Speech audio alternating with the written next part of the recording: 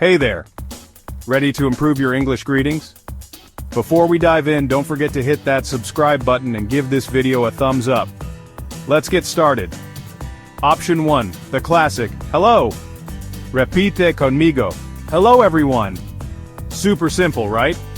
Hello is your go-to greeting, just like hola in Spanish. It works in any situation. Option 2, more friendly, hi. Trata esto, hi there. Or hi everyone. Pronounced, hi there. Think of it as a casual hola or qué tal. It's a bit more approachable than hello. Option 3, time-based greetings. In the morning you can say, good morning. That's good morning, like buenos dias. Afternoon, switch to good afternoon. Good afternoon, similar to buenas tardes. And when it gets dark, use good evening, like buenas tardes or buenas noches depending on the context. Option 4, a more enthusiastic welcome. Say, welcome everyone.